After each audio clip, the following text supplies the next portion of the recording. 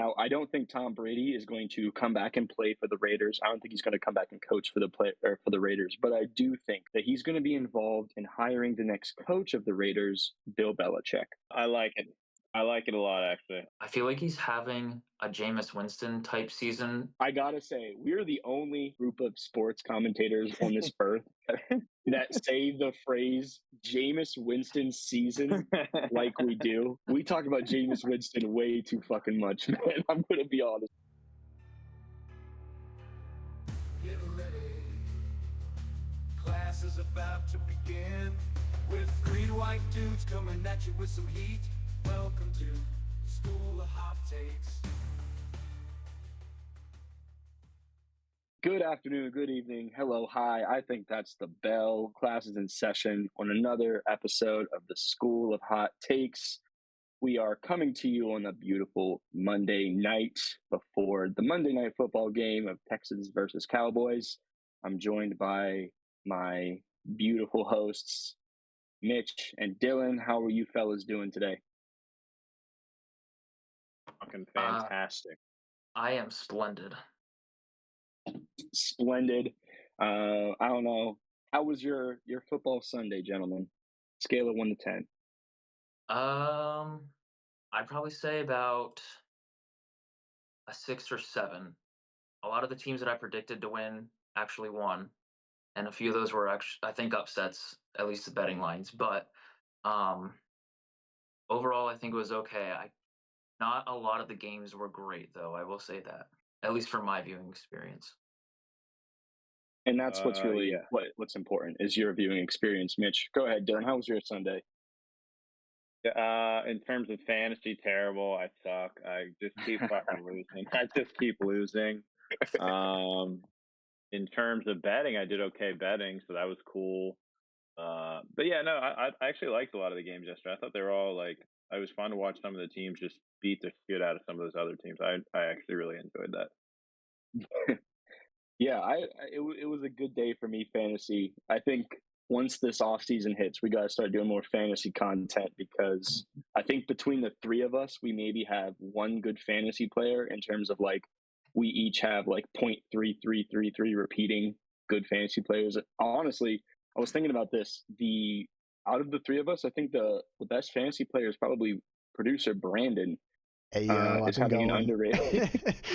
Not He as has an much in underrated this season league, going. but dude, my work league, I've been going off though too. I just stay quiet and slowly get in there. Just Yeah, like all right. on the Well, podcast. exactly. Working underneath the cover of darkness. All right, we have an awesome episode for you guys today. We are going to go over our report cards, going over some of the upsets and locks that we've had, and kind of just discussing how our takes have landed so far this season. And then we're going to kind of do just a recap of our week 11 experience there. And then, of course, we're going to do the upsets and locks for week 12. But of course, we have to start with everyone's favorite segment, the hot take of the week. Let's go. Now, Brian, you texted us on Sunday that you I had did. a really, really hot take, and I cannot wait to hear this. Wait. Can I guess? Can I guess? Does it have anything to do with rookie QBs? No, but okay. Tangentially, kind of. It will. I mean, everything always comes back to rookie QBs. Mm-hmm. It has nothing to do with Caleb Williams. I promise. I'll spare you. And I believe the word I used was doozy. I'm standing by that. I think whoever invented the word doozy, whatever 70-year-old lady invented the word doozy, she was on to something. Because this is a doozy. All right, and this is a multifaceted hot take, so buckle in, okay? It's not going to sound that hot, and then I'm going to get into the details, and you guys are going to be like, "You're cooking, cooking crack." So, I think next year the surprise team that's going to come out of nowhere and have a surprisingly good season is going to be the Las Vegas Raiders. And really, yes, I think next year I will go so far as to say that next year they will be a winning team. I don't know, playoffs.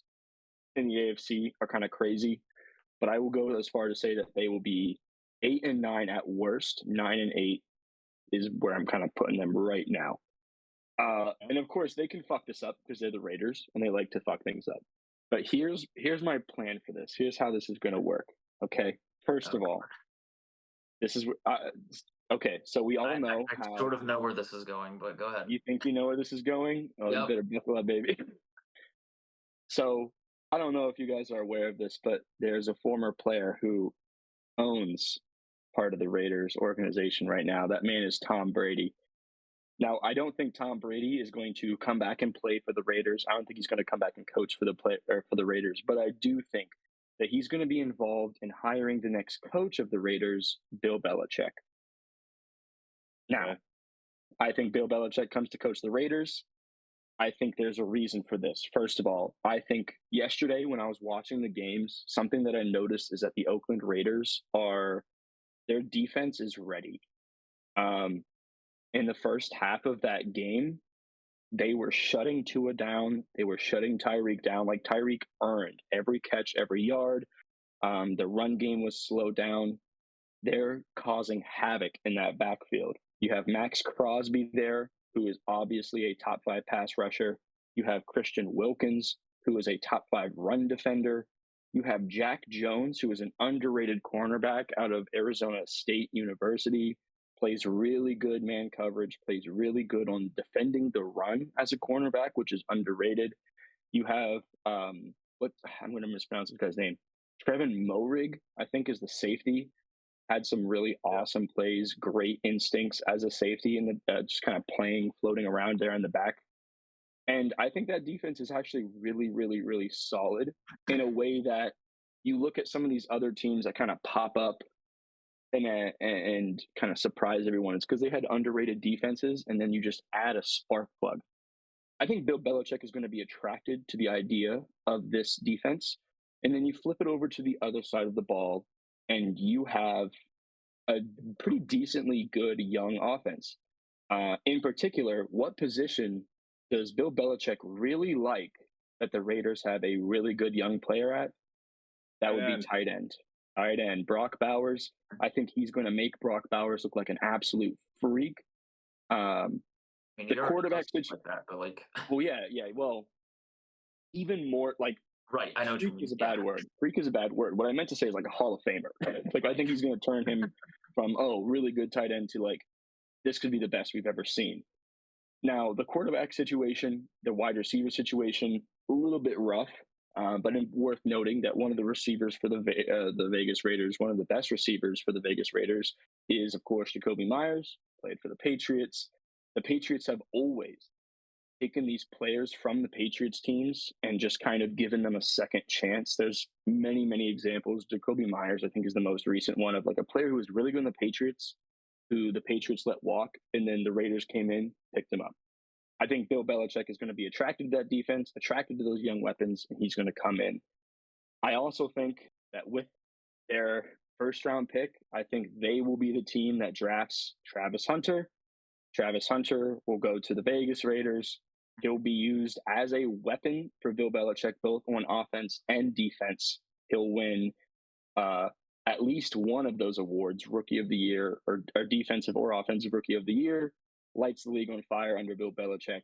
That team goes from bottom 5 team to potentially a playoff team in one season. So, based on process, what do you guys think? Based on what I just said, how do we feel? I have seen the potential link between Travis Hunter and the Raiders, so I don't think that's outlandish to think he'd go there. I think it would just solidify their defense even more, as to what you were saying. I still think offensively, though, they're going to struggle even if Bill Belichick does go there. There's too many missing pieces, and they can't fill them all in this upcoming draft. I think we've stated on here before it's somewhat of a weaker draft aside from like a few key players, at least from what we're seeing so far, potentially. So I don't know if they're going to be able to turn it around next year. And I know you said maybe not like a playoff team or anything, but I could still see them being under 500. I don't think they're going to be the hot team that you might be expecting, but I think if they draft right and if they do bring in Bill Belichick, there's the potential for them to be on the incline. But I don't think Right. it's going to be like a gigantic jump or anything. Okay. I like it. I like it a lot, actually. I think this would be. I think this would be just good. The NFL in general. I don't really know who are in this scenario. Are you saying that they are drafting a QB as well? Or are they going to hit free agency for that? What do you think? Yeah. Or So or that are is they just going to ride with Ritter? Because I thought that's where you were going to go with it. now. Don't get me wrong. There is a scenario. So here's the thing. Here's how I feel about this, honestly, because I think that's the biggest hole in this theory. Is like, okay, they get a Hall of Fame head coach.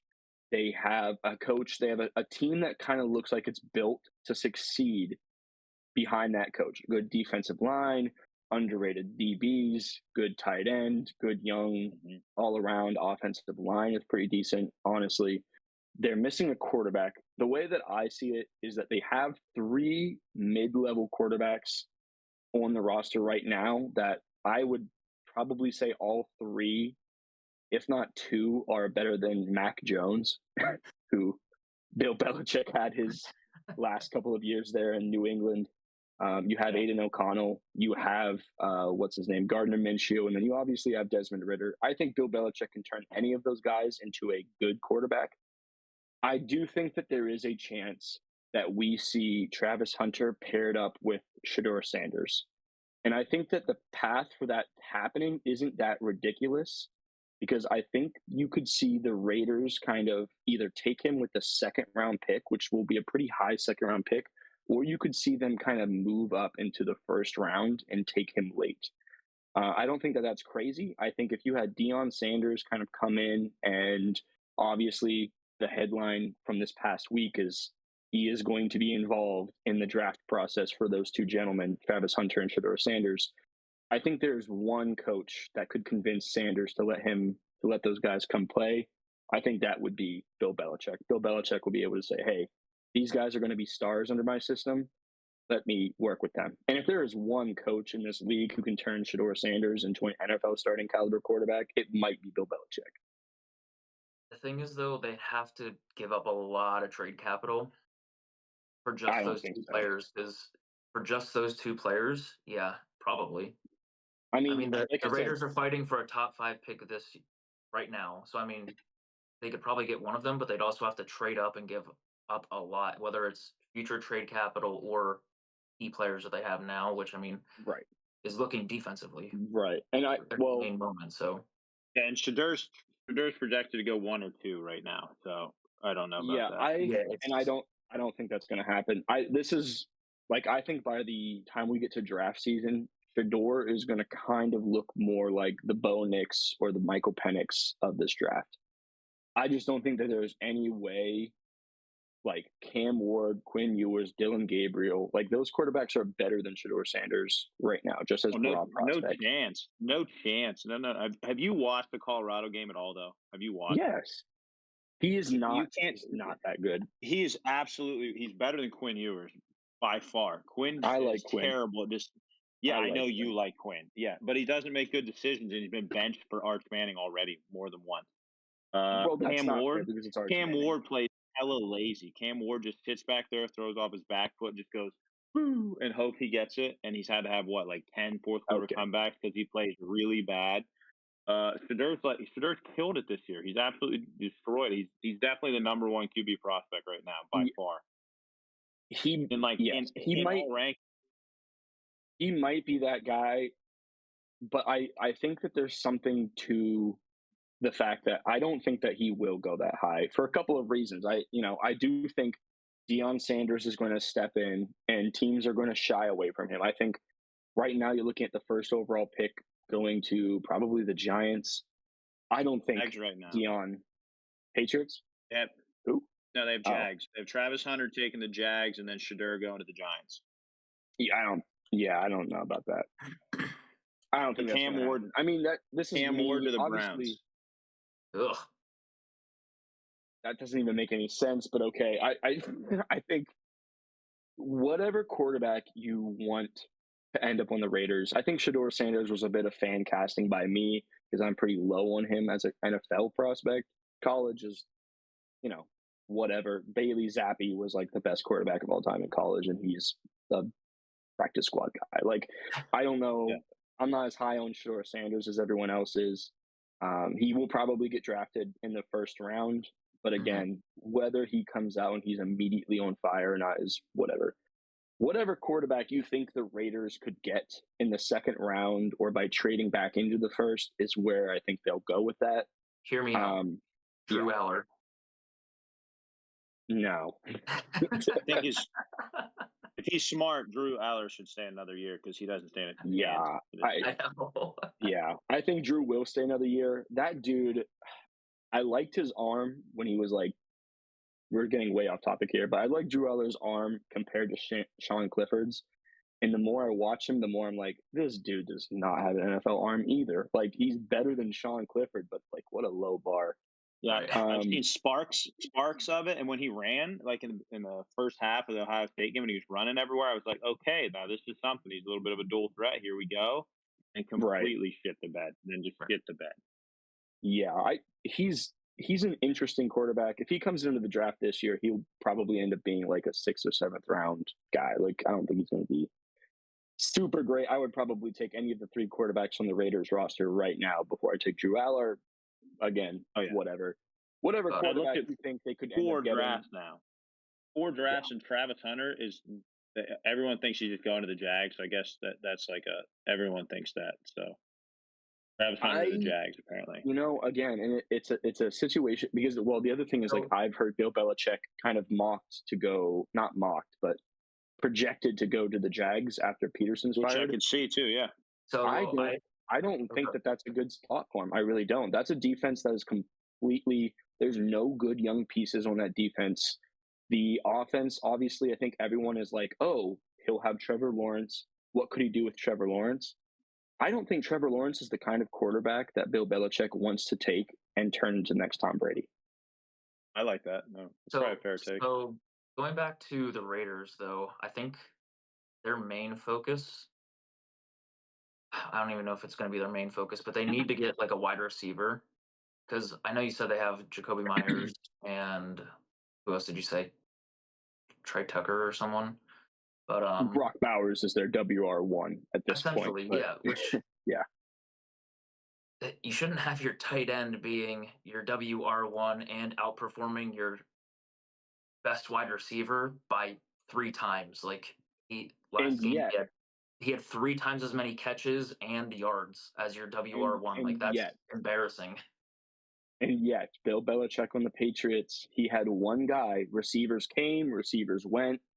Again, the guy that you're talking about as being, why is he not better than the tight end? Jacoby Myers was a Patriot for a long time under Bill Belichick, and that was fine because they always had tight ends that worked.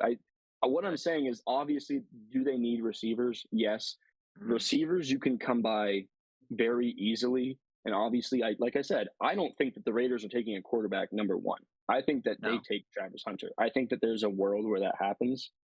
I think there's a reason that the Raiders decided to not trade away their players, but decided to kind of pump the brakes. Like, they're not trying to win anything. Yeah.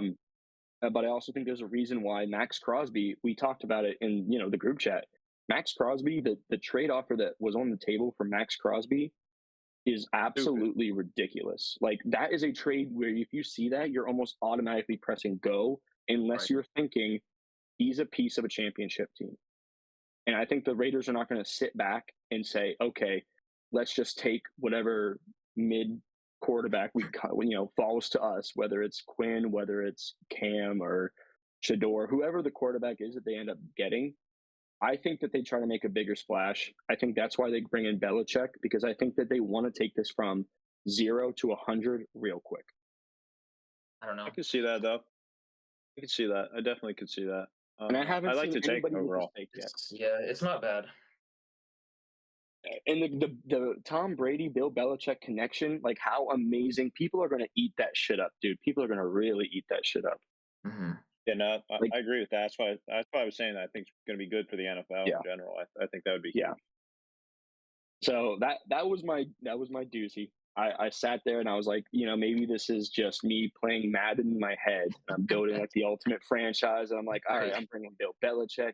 I'm drafting Travis Hunter. I'm trading into the first round to get a QB. Maybe this is all just fan casting a little bit, but I do think that the Raiders are a team that are going to make an incredible push, and I think that they could make that happen. Not to undermine my own hot take here already, another guy that I think they could bring in that is not Bill Belichick, but could have a little bit of the same effect.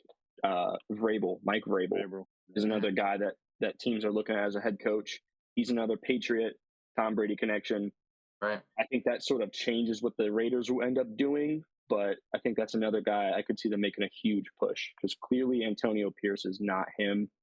I didn't think he was him when they hired him, but that's not working out after one full season with him. It's just not happening. So, all right. Any other comments, concerns? If not, we're going to go ahead and move right on to the report card. Before we get to the report card, remember to like, subscribe, comment, check us out on the TikTok. Tell me I'm an idiot. I watched last week's podcast. I believe there was some subliminal messages for me in the podcast last week because I wasn't here. It's fine. I understand. But yeah, all said and done, I think we're going to go ahead and get into our report cards, looking at how we've done in the upsets and locks so far. We're about halfway through the season if you count the Super Bowl, about halfway through the season. So let's take a look at how we did. So first up, I hope this is going from bottom to top, because if the top is 5-11, we suck. I can assure you that's it's pretty fucking bad. I don't have much to say. It's really bad. Is this including? Is this including Week 11 games? Yeah, so this has when I sent it to Brandon, I had like the separate. So technically, I think I went 1-1 in Week 11. You went 2-0. So let me jump in. I did throw in Week 11 to Dylan and Mitch's here, so Brian's gonna have like 2 less on his record, but okay, yeah, right.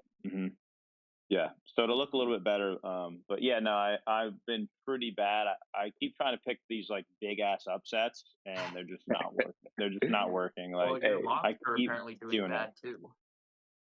Yeah. Well, I haven't picked a lot. Like, I'm trying to avoid picking like whoever's playing the Panthers and Jags like you do every fucking week. Like, I'm trying to pick like actual games.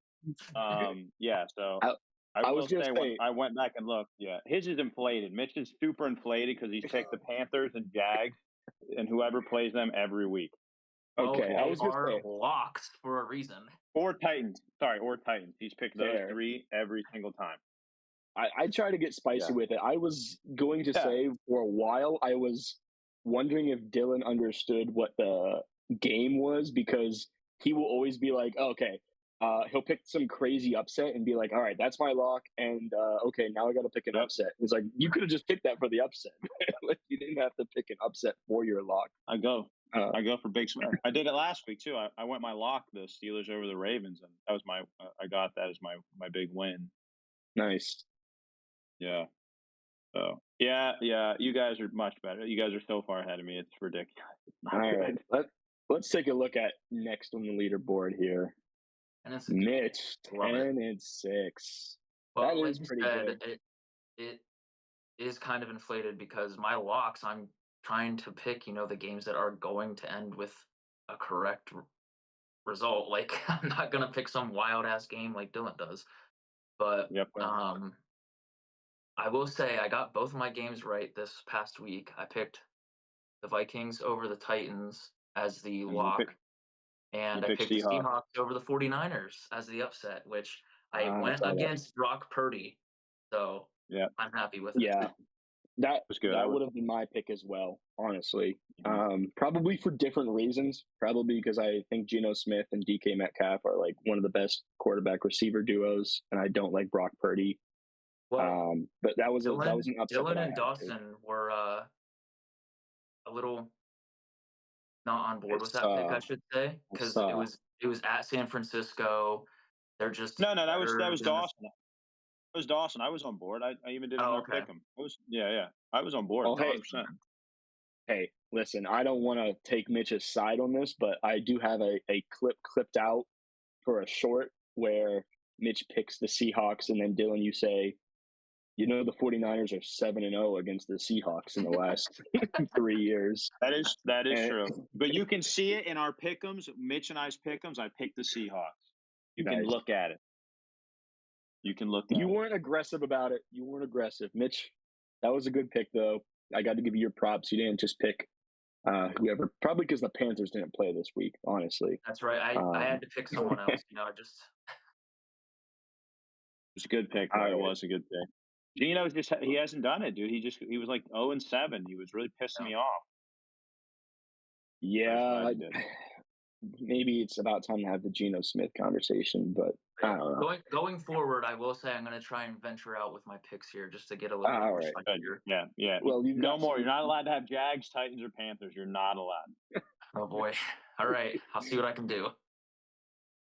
All right, I'm curious to see where I'm at here. Oh, okay. You guys are tied technically. If Mitch didn't have his right. you guys are tied. Yeah, you guys are tied. Right. 8-6. I will say also, I got a lot of shit for a couple of those 6. Yeah. I feel like my logic is sound on all 14 picks. I will say that right now.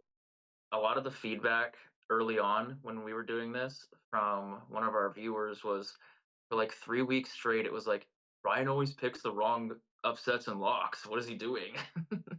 What do you mean the wrong upsets and locks? Is there like a right upset and lock? all of the games that you picked were like wrong, basically. Oh. you started out slow, but you've been really good. Like when I had to go through and did all the recap of them, you started out pretty slow. Like you had a couple. I think you had 0-2, 0-2, but then you started going like 2-0, 2-0, 2-0, 2-0. Whereas like me, obviously, I have a fuck ton of 0-2s. I was gonna say there was a week when I predicted the Panthers to upset the Saints. That was a good week for me because I was like Panthers upset Saints, and then I also locked. Who I locked that week? Yeah, you went so you and Mitch both have a good bit of 2-0s. So like both you have a lot of 2-0s. I'm really upset that the one that I wish I had back, or the one not that I wish I had back, but like Drew Lock's first start, I picked them to upset whatever team. I think it was the Jags. They were so close, dude. That was you guys gave me shit for that one. That's why I'm bringing it up. But dude, they were so close. If there wasn't some crazy kick, there were like 2 crazy kick returns. One, Parker Washington scored a touchdown, I think on like the opening play. And then there was another one late in the game where they brought it down to like the 30-yard line and had a go-ahead win. Oh man, that game. My logic was right there. Drake May was on fire, but just not enough. Right. Oh well. So I'm no more taking it easy, guys. I'm picking straight Jags, Panthers, fucking whoever's playing them every time. God. Well, hey, Bryce Young is good now, so you can't always pick against the Panthers. I know. Right? He's throwing a wrinkle in that. He is. He really is. Yeah. All right.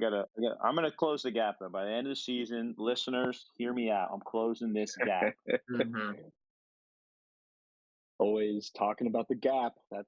I know one thing about Dylan. Always talking about the gap. All right.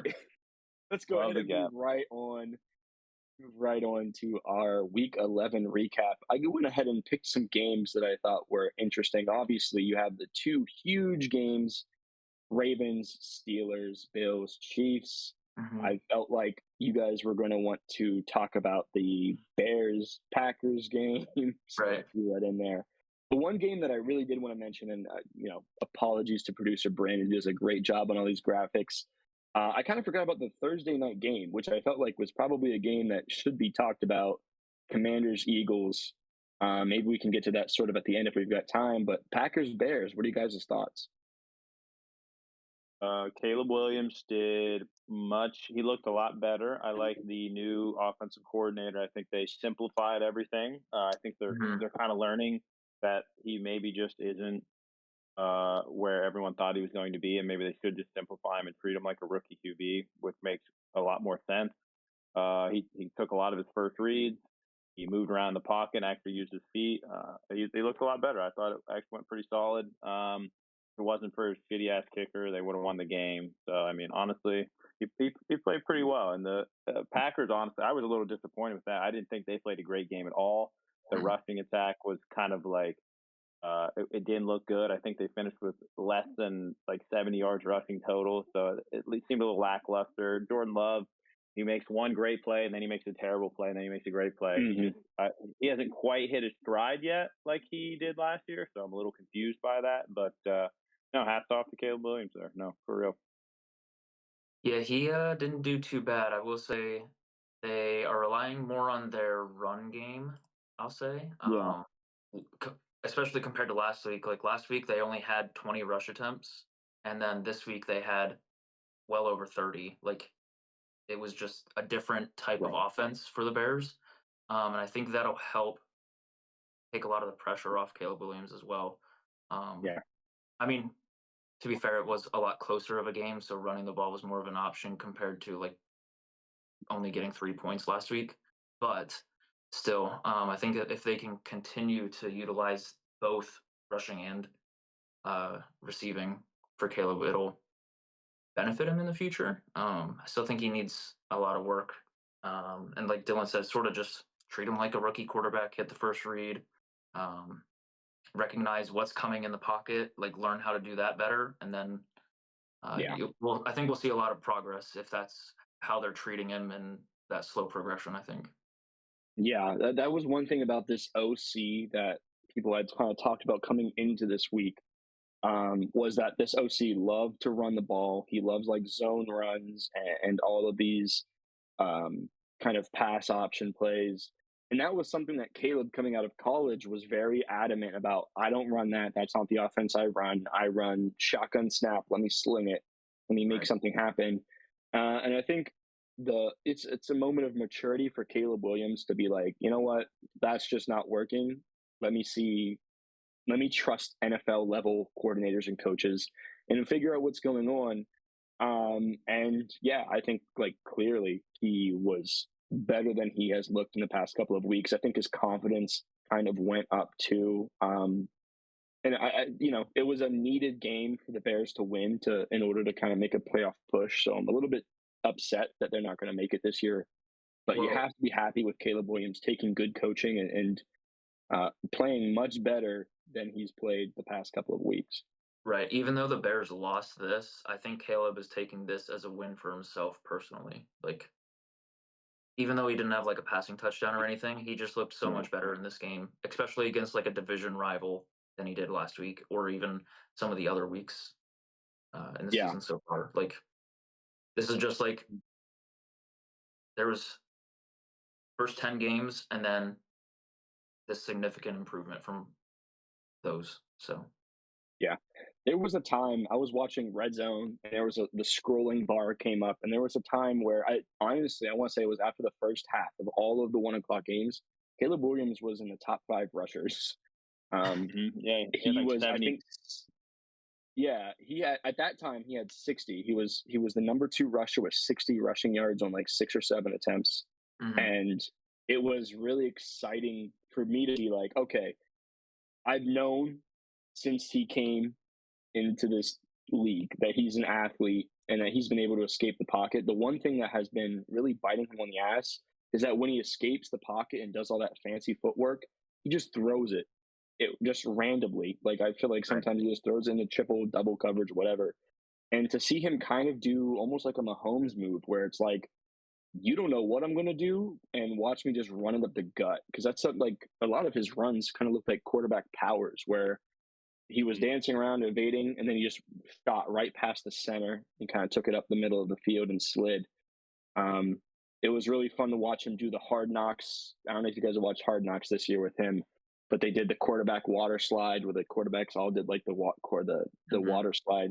He definitely hit the water slide on a couple of those plays, which is good because, again, there are quarterbacks in this league like Anthony Richardson who then pick up a big gain and then just run headfirst into some crazy nonsense. So, yeah, shout out to him. Yeah. Do you think it's going to get a little more challenging now that the team has a little bit, or all the other teams can kind of see what the new OC, his kind of game plan is? I would assume it's going to be a little bit more of a struggle now, kind of seeing what the new identity is. I think there's going to be a bit of a, not struggle, but like a bit of an adjustment to figure out what they're doing. So I could see like the next maybe 2, maybe 3 weeks, just like teams adjusting to how different that offense is. Like they've been planning this year to face what they thought they were going to have in the first 10 weeks, and now they just have to adjust. But I think watching tape and preparing for like a simplified offense, I don't think a lot of teams will have that big of an issue adjusting to. Yeah, I think the other thing is like this opens the Bears up, not just Caleb Williams, but this opens the Bears up to really utilize all of their weapons. I'm a huge fan of Roschon Johnson. You will be hearing me ring the bell for Roschon Johnson. I think that dude is absolutely a starting running back in this league. And, you know, you had kind of the Caleb Williams sit back there and sling it offense. That benefits DeAndre Swift a lot more because he's kind of a pass catching back. You want to get him out in the open space so he doesn't have to, you know, read the offense or read the defense too much and try and find the right hole. You want him to just be out there. And I feel like letting Roschon touch the ball, the dude looks really good when you get him the ball. He's great at moving between the tackles. He's great at initiating contact and falling forward, all the stuff you want from a good power back. So it gives him an opportunity to touch the ball more. I think with the scheme, I don't know this guy's name. It's some generic name like Tim Scott or something. But this new OC was also able to get the ball more to Keenan Allen and utilize Keenan Allen's strengths. He was able to get DJ Moore the ball more.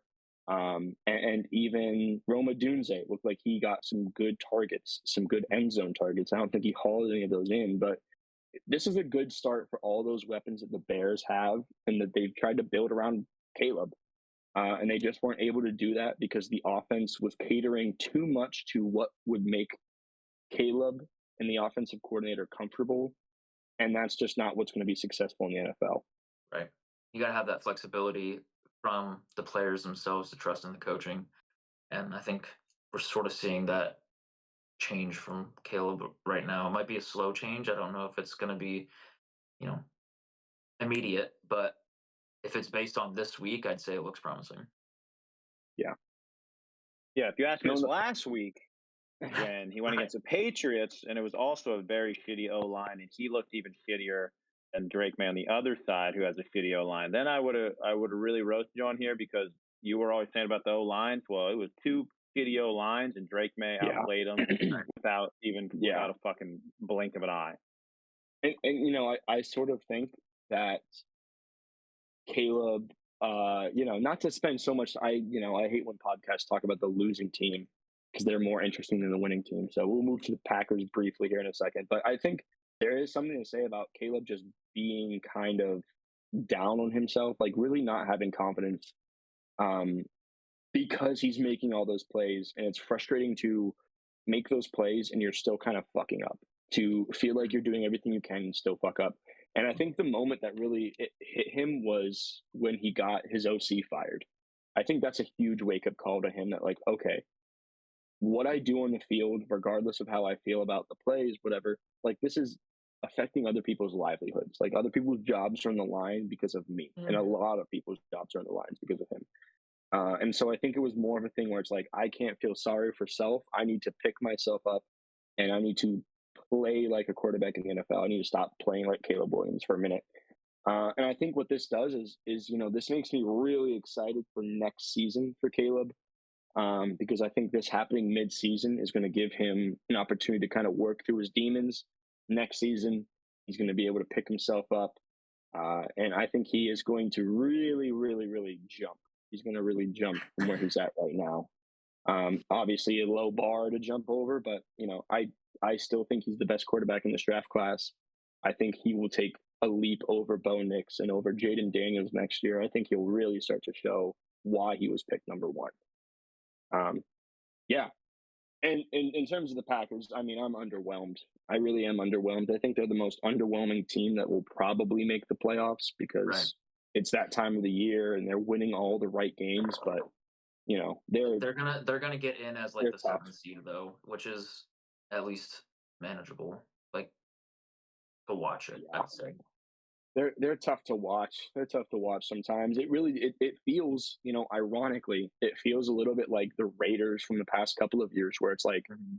Josh Jacobs, we're gonna grind him. We're gonna like he's gonna be checkdowns. He's gonna grind us like 10 yards on 3 carries. Like we're not gonna have explosive plays. And that's kind of a problem. Like they had Jaden Reed had you know, an amazing first quarter and then disappeared. Christian Watson kind of won them the game, in my opinion. Obviously, the block field goal was huge, but Christian Watson had 2 big catches in the fourth quarter.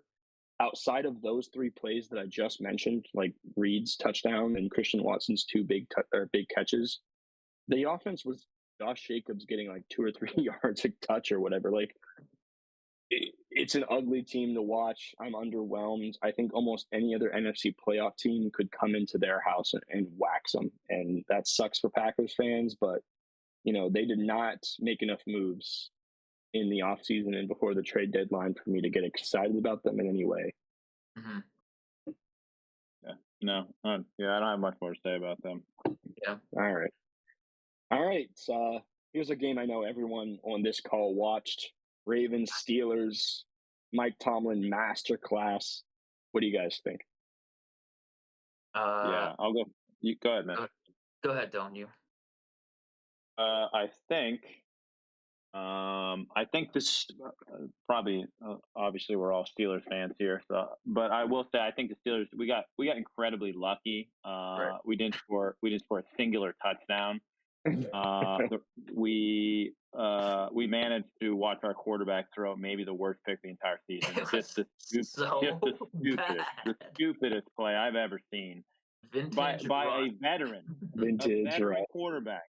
We could go up by 8 points, and he just throws the stupidest lollipop play. It And I was so upset. into quadruple coverage. That was terrible. I get it. Yeah, I get it. He's 6'7", like Washington's huge, but like, why would you ever? It just doesn't make any sense to me. I honestly thought we lost the game right there. I was pretty convinced that we lost the game right there. But I really do think this is more so the Ravens beat themselves. They had a ton of mistakes, a ton of penalties. Zay Flowers dropped what would have been like a go-ahead play there earlier in the fourth quarter where it hit his chest, and he just looked like, what? Like they had a lot of really stupid mistakes. But I'm happy we got the win. It's a classic Steelers-Ravens game. Lamar, once again, like no offense to Lamar, it's another big game where he has yet to fill the shoes that everyone has for him. So he's going to have to really figure that out. It's really starting to kind of catch up to him. I think he's like 5-14 now against like winning teams. Like it's really starting to catch up when the moment's big. That he just doesn't quite answer the call. So that's really, really something got to figure out for sure. But Steelers, hey, we got a dub. I wasn't happy with how we played overall, but hell yeah, we got a dub. Right. I just want to a lot of the same points there, but I think, like you said, the Ravens beat themselves rather than the Steelers outplaying the Ravens. I disagree, but I'll wait till you guys. I think it was just too many mistakes by the Ravens, honestly. If the Ravens didn't have the fumble right off the bat by Derrick Henry, the dropped pass by Zay Flowers, the forced fumble by Patrick Queen in like the third or fourth quarter, I think it was. I think the Ravens marched downfield all 3 of those times and scored touchdowns. Like this was a completely different game if those 3 things didn't happen. And I'd say one of them was really at fault by the Steelers. Like, and that was the forced fumble by Patrick Queen later in the game. But right. The other 2 I don't think were like because the of crazy ass pick. So yeah, our what's his face, the rookie, what's his face, Wilson with that Peyton. Crazy pick. Yeah. Underrated. Underrated coming out of the draft. What's that? Peyton Wilson was underrated coming out of the draft because of injuries. He was Mel Kiper. If you know Mel Kiper, does all the draft big boards. Mel Kiper had Peyton Wilson as a top 3 defensive player, period, in this draft class. but had him low because of injury. And, it turns out Peyton Wilson is exactly kind of what he's lived up to be, where it's like, yeah, he's fast, he's aggressive, he's injury prone. We haven't seen much of that lately because he's not been on the field as much because Patrick Queen's there and Landon Roberts is out there. But yeah, Peyton Wilson is going to make special plays for the Steelers for a while. Yeah. He was my favorite pick of this draft for the Steelers. I thought that was an amazing pick. But yeah, I have, not a controversial take here, but I think just we need to give Mike Tomlin some props here. Obviously, Oh yeah, the Ravens had some huge fuck ups, and I think there's a question I want to ask you guys here in a second about a particular player on the Ravens that I bet you guys can predict what I'm going to say. But in terms of like, just if you want to think about Mike Tomlin's brilliance for a second, that 2-point conversion, the Ravens came out and they had a play drawn up that was a little touch pass for Lamar Jackson. Yeah. And we've seen this before and it's worked, where Lamar gets the snap, he looks like he's going to run it, and he just kind of jumps up and flicks it over the line, and there's a wide open tight end or fullback that just brings it in. They had called that play. Mike Tomlin called a timeout with the last possible second so that we could see what that play was. And then he drew it up, and the Ravens were completely flustered. If you go back and watch the second time that they ran the play, it was clear that the Nelson Aguilar, I don't even think ran a route. Nelson Aguilar was looking around. It's almost like they completely think that was their whole game plan, was we get down there, here's a 2-point conversion play. They practiced it all week probably. And then the Steelers call a timeout and they plan for it. And now all of a sudden, the Ravens have to impromptu make a play up. That's Tomlin saying, he's putting his balls on the table and saying, I'm sorry, you are not better than me. This game is why you could probably hang up the is Tomlin better than Harbaugh conversation, because Harbaugh is not able to do those things to Tomlin, but Tomlin continuously makes decisions like that fuck up the Ravens' entire game plan. He did it again on the 4th down. I heard someone else talk about this, how he, everyone was talking about the 2-point conversion, but on a 4th down play for the offense, the Steelers had the Ravens line up in their defense, and then Mike Tomlin called a timeout that he had to spare just to see what formation they were coming out in so that he could pick a better play.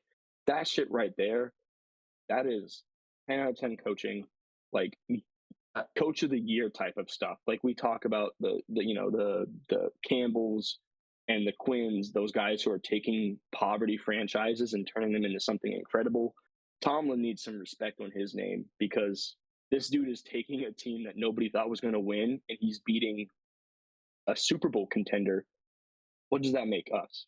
What does that make the Steelers? Well, I also want to touch on, I think, and this probably comes with him playing the Ravens twice every year, but I think he's sort of understood how to somewhat stop Lamar and his rushing ability, because we didn't really see too many pressures on Lamar in the pocket or anything, and if he did roll out, we had most of our line shift. We didn't have anyone rush at him. We just had someone shift, so he couldn't run to the sideline or up the line like he usually does or anything along that.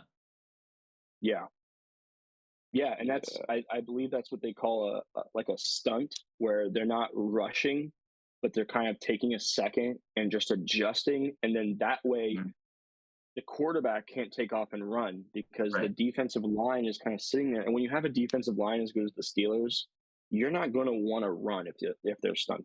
You're going to want to try and throw it, and at that point, that's when you start getting the turnovers. That's when you start getting Lamar Jackson kind of on his back foot a little bit, because he's not able to do what he does best. Right.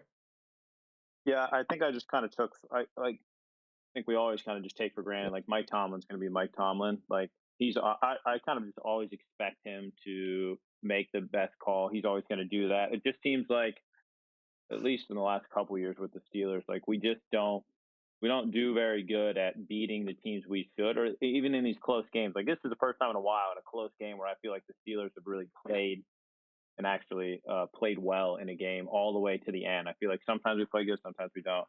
And obviously Mike Tomlin has a lot to do with that. I was more so thinking just the Ravens, they keep doing this where they bail out of what's been working. They were like the number one rush team, and Derrick Henry had the least amount of touches he's had. Lamar Jackson in like designed runs didn't really do that much. I was just shocked that they have so much success again all year in this rushing attack, and then once again in a big game they're like, "Fuck you, we're going to show you how good Lamar is at passing the ball," and then it goes to shit. It goes to shit every time. I just don't understand that. Yeah. Well, I think that's also what separates Lamar from. Unfortunately, I think Lamar top 2 quarterback. Obviously, I think he's top 3 easily. Top 2 is my personal opinion, but I think this is kind of what separates him from Josh Allen and Patrick Mahomes is that he still does not necessarily know what to do when the defense is calling the perfect couple of plays for him. Mm-hmm. I think that still makes him uneasy because he's in an offense that was built so perfectly for him that when a defense manages to find a way to flip it on him, he does get flustered. Yeah, no, I mean, and they showed it there in the broadcast. They showed a couple times where it was like he dropped back and it'd be a 3rd and long and everyone's covered. And what he would normally do is just sprint through that middle, do what he does. And he would drop back and he kept trying to fit it in these tight holes instead of just do what Lamar does best and run the ball. Just run the ball. And I think that goes to what I said earlier, that the defense was like shifting or stunting or whatever just to shut him down. They weren't sprinting at him where he can make a move and get around them. They were like just shutting down that lane where he had access, so he was forced to throw the ball in those but I mean, it's Lamar Jackson. I understand. Like 1,000 yards. Like you can't. I don't think you can put a perfect defense. If he wants to run, he's going to run. Otherwise, he wouldn't average like 1,000 yards a season. And I think he's changing that. I think that's the thing too. Is I don't necessarily think that the defense is built perfectly to stop him. I think what it is that it makes Lamar nervous, and he is choosing not to run because he's nervous. And that might be the TJ Watt effect that he has on these offenses, where it's like, they're going to call a defense where they're going to dare you to throw it, they're going to dare you to run it. But there's TJ Watt, he's sitting right there. There's Cam Hayward, there's Highsmith, there's Herbig, there's Queen. Like there's all these guys that can make a play. So we're daring you to do something crazy, and Lamar's, for better or for worse, looking at those defenses and being like, I don't want to run. I would rather try to make a play with my arm, and it's not working. It hasn't been working. This is similar to what happened with the Chiefs last year in the AFC Championship with Lamar. He tried to make plays with his arms, and he just gets nervous back there. It's not that I think Mitch is right. I think Dylan's right too. I think you guys are both right. I think it is a situation where he can do that. He's choosing not to, and I think that says a lot about him. That there's still more to his game that he can unlock.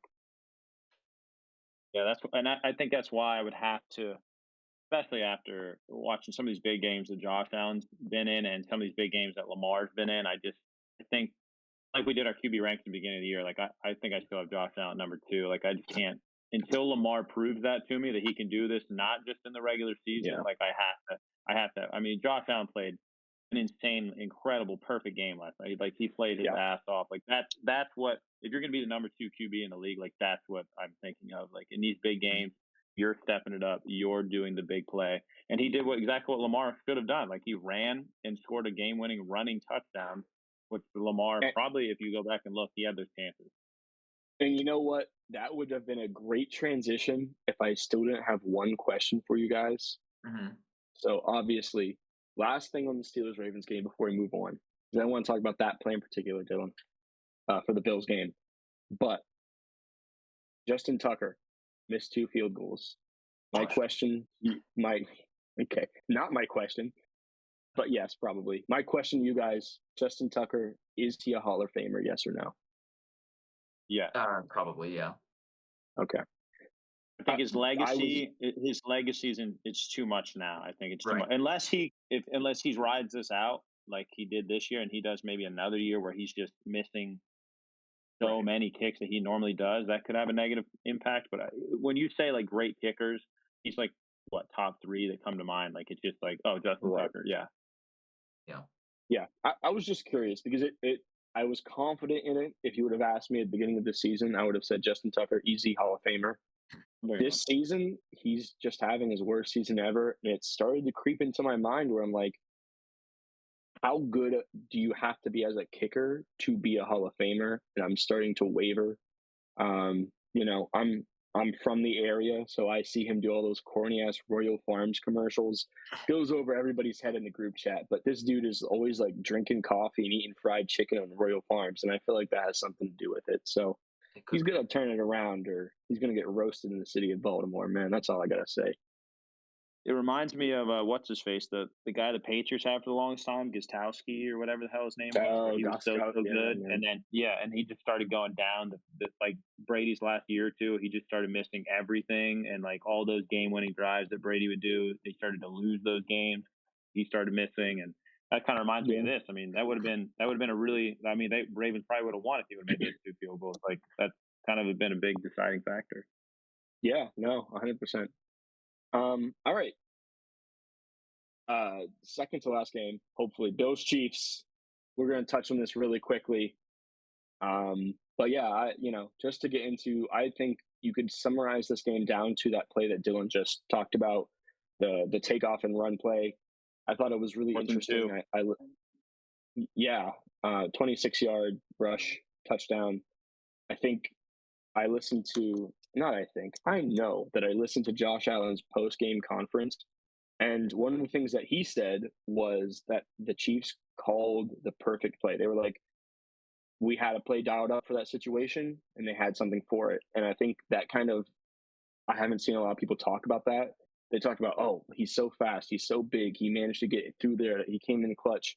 I think the more important part is that the Chiefs defense had a perfect play for him. This defense has been perfect so far this year. They had a perfect play for it, but Josh Allen locked in, took it, and ran with it, and got a touchdown on a play. And he was able to do something the Chiefs didn't expect him to do, which was probably their fatal flaw. I don't know why you wouldn't expect Josh Allen to run it in a situation where you're locking up all of his receivers like that. But yeah, I think that was a huge, huge play. It just showed Josh Allen is ready to take that step. This defense is beatable. Patrick Mahomes is beatable, but you got to dig deep. Like, we're talking old school NFL legends on, a Saturday afternoon type shit. Like, you got to lock in and figure it out to beat this Chiefs team, but it is possible. So that's my spiel on this game real quick. If you guys want to go ahead and just give some of your key takeaways for this one. Yeah, I feel like Pat Mahomes, I don't know what is going on this year, and we might have brought this up earlier in the season, but like I feel like he's having a Jameis Winston type season in like terms of almost equal amount of touchdowns and interceptions. Like I feel like I gotta say, we're the only group of sports commentators on this earth that say the phrase Jameis Winston season like we do. We talk about Jameis Winston way too fucking much, man. I'm gonna be honest with you. But like every game Jameis Winston Superman. Every game where Pat Mahomes and the Chiefs this year have had a close game where they win by like one score or something like that, it always seems that Pat has like 3 touchdowns and 3 interceptions, or 1 touchdown, 1 interception. Like he's always right matching with it. So I don't know, and he just hasn't been performing to his caliber that we've seen before, and it's just odd because like the Chiefs are 9-0, which is good, and they're doing everything right for the most part. It's just 9-1 now. That from 9-1, right? But you're not seeing that like outstanding stat season from Pat Mahomes that you would expect to see from a 9-1 team. Like, yeah, it's just weird. You see this a lot in fantasy football discourse, but people have for the past couple of years been like, Mahomes isn't a good fantasy quarterback. And I think this is the year it's really starting to click for people that he is not a good fantasy quarterback. He is not going to put up gaudy stats anymore. It sort of reminds me of when you're like 10 years deep into a Madden franchise or an NCAA dynasty, where you've won the championship a bunch, you have all of the crazy records and stats, and you're just kind of like going through the motions to kind of get that next Super Bowl and get to that next draft. I sort of feel like that's kind of where Mahomes is at right now, where he's like, Is he just yeah, bored? we're gonna make maybe not bored, but just a little bit more like this shit doesn't matter. Like these games don't matter. We're gonna find a way to win these games because the defense is good. I'm good. My weapons are good. The coach is good. All that stuff is good. We're gonna win these games. So I'm just gonna do what I need to do. I'm gonna throw the checkdowns. I'm gonna throw the easy stuff. I'm gonna rely on the defense. And when it comes time for playoffs, again, that's when I'm gonna dig deep, and you're gonna see me kind of do some crazy stuff. So yeah, like I said, I kind of think that's kind of where Mahomes is at right now, and why we're not seeing him put up some ridiculous numbers. But Dylan, what did you think about this game? I agree. That was pretty much what I was going to say. Honestly, about Pat, he's gotten worse every single year. He's been in the league. I think, and you've seen the Chiefs too. Like they put more and more effort and more of their time on defense, and they've taken more and more weapons away from Pat. The ones that they do have are getting older, getting injured. Like it's just they don't care as much about offense because, like Brian said, the defense is so good. They know that Pat's going to make those plays eventually. So yeah, I feel like it does get kind of hard at this point to be like, man, I'm not bringing it. Like you could tell the Bills, that was their Super Bowl. Like they are putting everything, all the chips in the table. Like this is it. And you can see the Chiefs were like, what do you mean? Was like they wanted to win that game? They won. No. I'm saying like the Bills had to go all out to win this game, and Pat Mahomes is still throwing, 3 touchdowns, 2 interceptions, less than 200 yards, and the Bills had to, come back at the end. Not that they had to come back, Well, but I mean, like, you know what I mean? The Bills Mhm. looked like they had to play harder than the Chiefs, basically.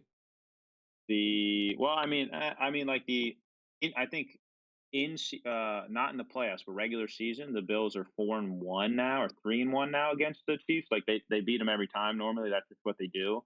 I think they just look at this game a lot more serious than the Chiefs do. And the Chiefs, like Brian said, they just know that all they got to do is get to the playoffs, and then that's when they turn that shit on. That's when championship teams do that. Like Tom Brady did it for years. Didn't really try, and then boom, in the playoffs, that's just kind of what you do. And I think you're kind of seeing that now, whereas like in the NBA, this is huge. Like every team, like with the restriction, they rest guys, and then once the playoffs, everyone tries, everyone turns into a superstar. Like I think this is like the version, the NFL's version of we're just gonna rest, we're gonna chill, we'll play the games we need to.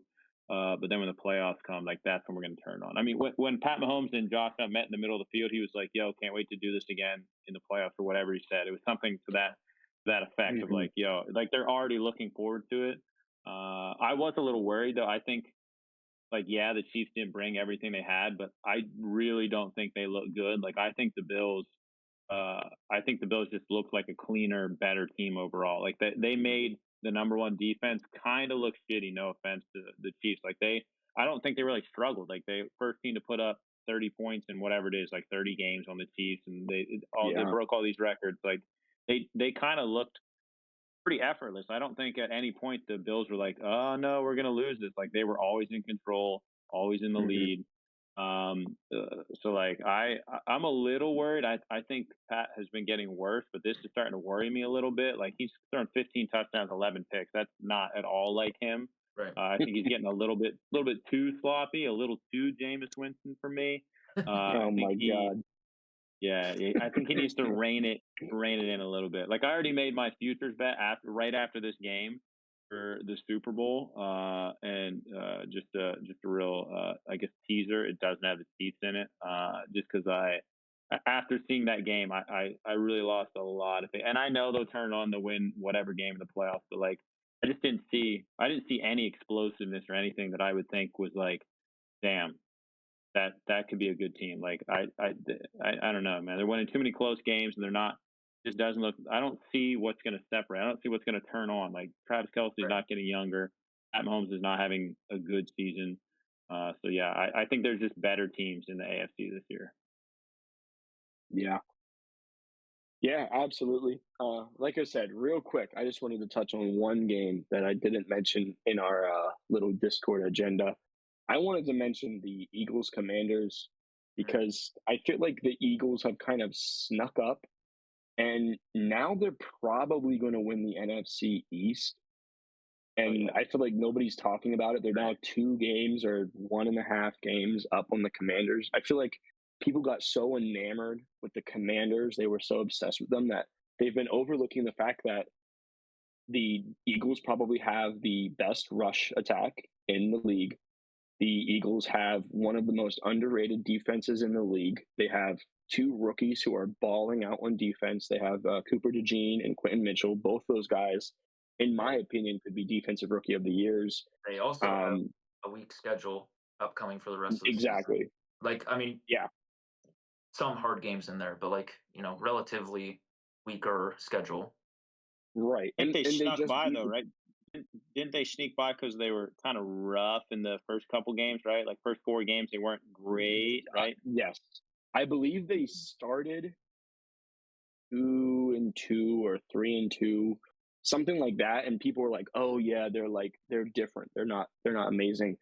And then they had the injuries to the receivers. They lost A.J. Brown, Devontae Smith. And I think people just kind of mentally checked out. And they were like, whatever, Eagles are done. Mm-hmm. But very quietly, like, that did not matter because Saquon Barkley and Jalen Hurts are just that good. And that defense is just that good. A fun stat that I saw. Sorry. Oh, sorry. Go ahead. A fun stat that I saw was that the Eagles are number 1 in preventing the explosive offensive play. And this is a team that is kind of compiled of a bunch of old veterans and young guys that are what's the word I'm looking for? Kind of unproven. And this is like Zach Bond. We had a really good conversation in the group chat about Zach Bond being kind of a nutty player, kind of won the game last second for them last week with a huge 4th down stop. And that's just like a random guy, dude. That's just a guy that was he played on the Saints and was like underrated on the Saints, but he was not a superstar. And here he's probably an all-pro on the Eagles. Like I said, Quentin Mitchell would be my pick for offensive rookie of the year, but Cooper DeJean is out there flying around too. And they're just kind of like not letting the big play get away from them on defense. They're letting teams kind of chew, but then they're not letting them score. So, and then on the flip, they have the perfect offense to complement that because they're going to run the fuck out of the ball. And I think this Eagles team right now, I think the perfect kind of pairing, one quick second, the perfect pairing for this Eagles team, like the ultimate matchup for them would be the Detroit Lions, a team that relies on the explosive plays on offense and on defense is all about like beating the piss out of you so that you have no will to live anymore. I think those are my NFC title game contenders right now. Not that that's a hot take by any means of the 2 best teams in the NFC, but that is going to be such a fire matchup. So I just want to ask real quick, because I think the Eagles are going to be a bit of like that fraudulent team in the playoffs. Like we kind of get one every year. Well, I just want to say, because like I'm going to name their wins here. Tell me who their best win is, okay? They beat the Packers, the Saints, the Browns, the Giants, Bengals, Jags, Cowboys, and then the Commanders this past week. Probably Commanders and Packers, I guess. Right, yeah, and they played the Packers week 1. So that's 2 playoff teams, and that is also a Bengals team that is better than their record. If you ask me, they're the best 4-7 team we've probably ever seen in our life. Exactly. So I'm not saying that they don't have an easy schedule. I am saying that they're doing all of the best things anyway. It's not like they're winning these games by 1 score. Like they have the stats to kind of back up the fact that they're so good. And my point was more that, hey, if there's going to be a fraudulent team in the playoffs, it's going to be the Commanders, dude. Because I don't know if it's because Jaden Daniels is playing injured or what's going on with the Commanders. Maybe their defense just isn't that good. I know Bobby Wagner, dude, needs to fucking retire tomorrow. That he is so old and slow. I'm pretty sure, I could be wrong. This is my theory here. I'm pretty sure teams are now picking him out and running directly at him. And I'm not even kidding you. That Eagles game, dude, I swear to God, that touchdown drive, that huge touchdown drive kind of at the end of the game, they ran at him every play. The first play, Kenneth Gainwell kind of like tricked him. They did like a little hook move, whatever one of these are, one of those things. And he just took Bobby Wagner for a ride. Then the very next play, Kenneth Gainwell, again, it's Kenneth Gainwell. He's not like a superstar. It's not Saquon, Jalen Hurts. It's Kenneth Gainwell. Kenneth Gainwell makes him look like a clown, drags him He's for a fast couple as of hell. yards. Yeah. He is fast. Kenneth Gainwell, underrated. Dylan's brother loves Kenneth Gainwell. But still, it's like Bobby Wagner, dude, is like, that is a Hall of Fame Mike linebacker. And he just got worked the entire way down the field. And then, of course, wouldn't you guess, they get down to the goal line, and who gets trucked at the goal line? It's Bobby Wagner, and Jalen Hurts walks in for that touchdown. Like, I feel like teams are starting to pick on him, and that's a huge problem. And I know when we had our good friend Green on, Green talked about how Bobby Wagner was really just there as kind of a veteran presence to coach up some of the young guys, but like, he's kind of becoming a liability on that defense. If teams are going to start to just kind of pick him out, the Steelers did the same thing. Najee Harris, I felt like, got into the backfield, took a second, was like, oh, there's Bobby Wagner. Let me fucking truck move him. And just they did that over and over and over again, man. So, I think the Eagles have been a little bit underrated, which is weird to say because they're 8-2, and the Commanders have been a little bit overrated because we just watch their rival just work them. And the week after the Steelers, a team that probably should not have been able to beat them pretty handedly. So I don't know. I just felt like I needed to say that. Commanders are definitely young. I don't think anyone, even if like when Green was on there, he, like you said, like, if getting to the playoffs is their Super Bowl this year. So like, I think everyone's kind of expecting them to get in and then kind of lose. And then about the Eagles, quick, I think now we're seeing it again. The Eagles made obviously great move of getting Saquon, because last year they tried to let Jalen Hurts be the guy. Now they're kind of figuring out he's not quite the guy, but if you give him a hella good run game, the 2 years he's had the greatest, he's had a great run game. It was kind of one of those things. It was like Dak when he had the good years with Zeke. Like, he's not quite a dude where you can just put it all on his shoulders, but if you give him a good run game, he can look much, much better than he probably really is. So yeah, and the Eagles will figure that out. Like, take the ball out of his hands, let him kind of do it sparingly, and he won't fuck up as much. And yeah, but they're going to be pretty good this year. I would take the Lions over them, I think. Yeah, it would be a really fun game to watch. That's kind of what I'm rooting for. Just because, like I said, the Lions are clearly, they're like explosive play central. Like, every week they have multiple explosive plays, and the Eagles are the best team at defending explosive plays. I'm really excited to see them pair up somewhere in the NFC Championship. I'm pissed. I'm pissed off about the Lions thing, dude. Did you see all the stuff yesterday about the betting? If you just would have bet their top 4 guys to all get a touchdown, everyone was saying this, and I was like, no, that's stupid. And then they did. If you would have put like $10, you would have got like $1,200, and they all got a fucking touchdown. They all did it. All you had to do was parlay that together. Insane. Pissed off. Yeah. They're showing the league that they're not afraid to run it up, and you know what? Good for them. More teams should do that. I'm a big fan of that. Just like last year with the Saints and Falcons game, the game that got Arthur Smith fired. Let's go for it, Yep. But in for it. Obviously, we could not get to every game. These are some of the games that we really enjoyed watching.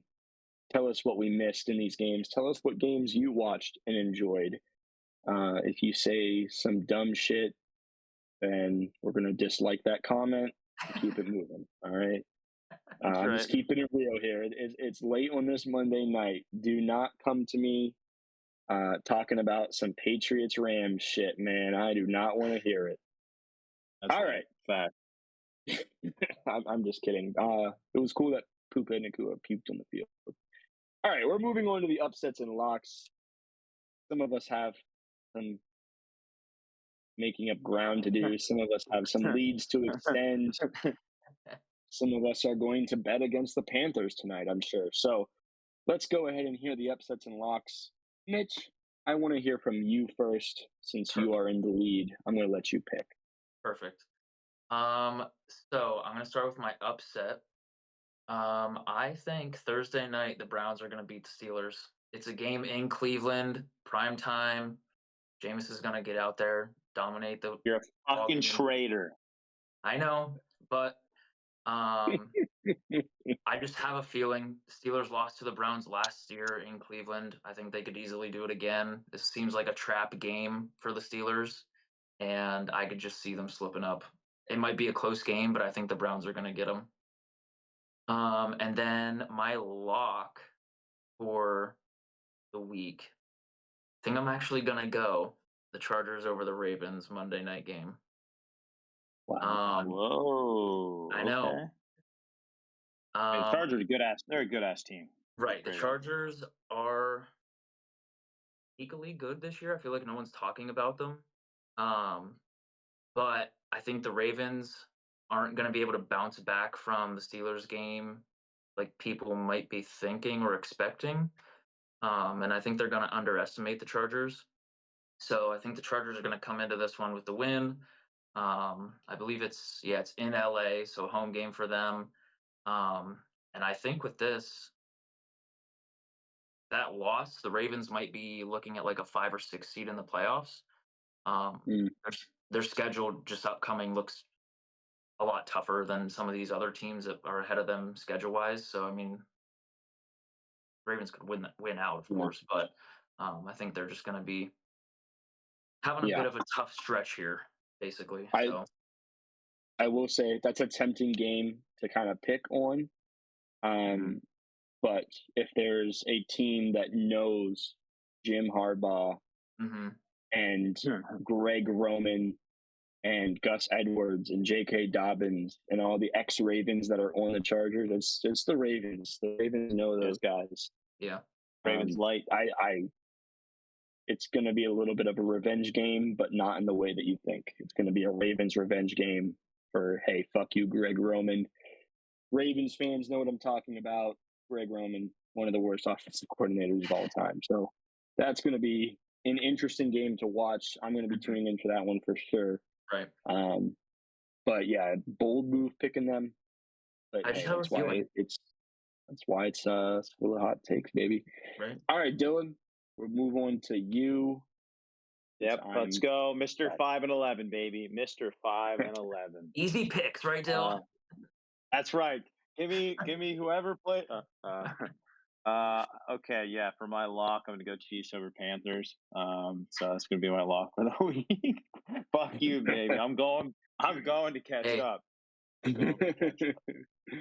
But I will keep it on. I don't have much to say about that. Fuck the Panthers. Chiefs. If they lose that, then I don't know. I don't know what's going on. I will go hot take though for my upset because why not? If I'm going to be in last, might as well have fun with it. Colts going to beat the Lions. Just straight up, that's my upset. Colts are going to beat the Lions. Colts they play good teams, surprisingly tight. And I'll tell you what, if Anthony Richardson plays like he did last week, or I guess this week they just had, he played okay. Like he actually had a pretty good completion rating. If he just runs the ball, as long as he doesn't get like either A, knocked out, 2, like broken collarbone, it's kind of a real fucking hassle. And then Lions just lost what's his face, Anzalone or whatever, their linebacker. He broke his arm, and he's like a big portion of their run game stop, and I would assume would probably be the spy on Richardson. So I'm thinking it's gonna be a close game. If Colts can pull it out, that'd be sick. So yeah, I'm gonna say Colts over Lions. Yeah, I think that has the potential to be one of those underrated games where Colts Lions maybe go back and forth a bit, ends up being a little bit closer than people expect. That's going to be a good game. All right, my upsets and locks. I'm going to start with my lock. I'm not going to get too cute here either. I'm locking the Texans over the Titans. God willing, nothing happens to old CJ Stroud tonight. That would be the only thing that I think could derail that take. Hopefully he doesn't get into like a car accident or, I don't know, gets hit in the dick or something tonight. Like that would be worst case scenario for me. And Nico's finally back. Let's go. And Nico's back. My hot take that I was going to say last week, and I don't know if you guys want me to save this. I think Nico Collins is a top 5 receiver, and I don't even think he's number 5. I would probably put him at number 4 right now, behind only Justin Jefferson, Tyreek, and Jamar. I think he is 4 easily right there. So me and Mitch talked about this. I put him ahead of Tyreek. I put him ahead of Tyreek this year. It's worth having the conversation. It's worth having the conversation. Right. I'm not sold on it yet, but he could definitely get there. If he comes back from this injury and is immediately on fire again, then yeah, there's no talk about it. He's there, but it is tough. I think he has all the skill sets. I've been really high on him since he was drafted, and he's just had terrible quarterback play. And then imagine that he gets a decent quarterback with a good arm, and he's kind of able to show his potential. He's a big guy. He's not slow for his size either. You expect him to be kind of slow for how big and lanky he is, but he's not. He's really fast. So that was my hot take from a couple weeks ago that I didn't give. I don't even know why I didn't give it, to be honest. Anywho, Texans over Titans. I think that's a pretty easy lock there. And then for my upset, I kind of went back and forth. I think there's a lot of really good teams to pick from. I think I do have to go with Bears over Vikings. I knew it. I knew he was going to do it. Oh, my God. All right. It's not because I'm dick riding Caleb Williams this time. I promise. I promise. I think the Vikings narrowly escaped the Titans. They had a very close game. The Titans this is a real situation where the Titans beat themselves yesterday. They had a bunch of really awesome plays on defense that the refs just called penalties on until the Vikings got a touchdown. Mike Brown, underrated safety on the Titans, had an awesome breakup on Jordan Addison, but he just left his feet barely, and so the refs called it targeting. It was on 4th down, this awesome breakup, but he left his feet. Refs called it targeting, got first down. Immediate next play was a touchdown. That's tough. I think if some of those don't go, some of those referees calls don't go that way, then I think the Vikings probably get majorly upset by the Titans last week. Yeah. And so I think you have the Bears team, new offensive coordinator that's focused on running the ball. Caleb has his confidence up a little bit from last week. They're probably a little bit pissed off. Eberflus is playing for his job still, and it's a division game, of course. So I think all of those things kind of combine to make this the perfect upset cocktail. And I think we see Caleb Williams beat the Vikings. And you know what? I would take the money line on that. I think Bears cover the spread. I think they win very easily. I don't think it's close. I think the Bears win by a touchdown for sure. So that's last time you were this confident, you burned me on the Patriots one where you were like, Patriots, whatever you called an upset, and I fucking lost. You lost me money. I was so close, dude. I was so close. You were this confident too. You were this confident. I was like, you know what? I'm doing it. I immediately put money on it and lost. Because the logic is there. I wouldn't put money necessarily on the spread, but I do like them to win that game. I would put money on them to win. Maybe not to win by a touchdown, but I'd put money on them to win. You don't have to do that but I will say, man, my logic was so good on that. Oh well. You fellas have anything else you want to say before we let these good listeners return to the, I don't know, wherever they came from? Sorry. No, I don't have anything else. I have nothing else. Okay. No, nothing. All right. Listeners, you can return back to Cleveland, Ohio. I think that's where most of our listeners are from, Cleveland, Ohio. That's a really nice picture of you two. I didn't know that you guys announced that you guys were dating on the podcast last week when I wasn't here. Yeah, it's a very cute picture. Yeah. It was good. All right. Austin, he was here as our witness. Yeah, he married you guys. I heard you guys did a whole wedding on here. Time. Yeah, well, it's the end of the podcast, so we're kind of just fucking around. Here's my social security number. All right. I'm going to add that in post now. Don't fucking tempt me. Yeah, please. All right, guys. Hey, by the way, that spread is only 3.5. Only 3.5 for the Bears, by the way. So it's supposed to be a close game. Yeah, they're getting 3.5. That's tempting. That's dangerous. I bet they win by 3. I bet they win by 3. The NFL is rigged. All right. All right, guys. That was another awesome episode of School of Hot Takes. Remember to like, subscribe, join the TikTok. Things are popping over there on the TikTok. Mitch is coming back with some Thursday night recaps on the YouTube channel. Dylan is maybe going to start doing his walks with Dylan again if he can find the inspiration to talk about something. Yeah, I do. I feel like he just wants to rant. I'm going to try and get him to do a whole video on Martavis Bryant here soon. I really want him to try and talk about that. Deep dive Martavis Bryant. I'm into that. The Martavis Bryant practice squad deep dive coming to you soon. Dylan. And again, from me, check me out on the TikTok. I'm running that. We're going to start live tweeting some games or live blue skying some games potentially. So kind of keep us in mind for that if you're still listening. Thank you for listening. And class is dismissed. See you.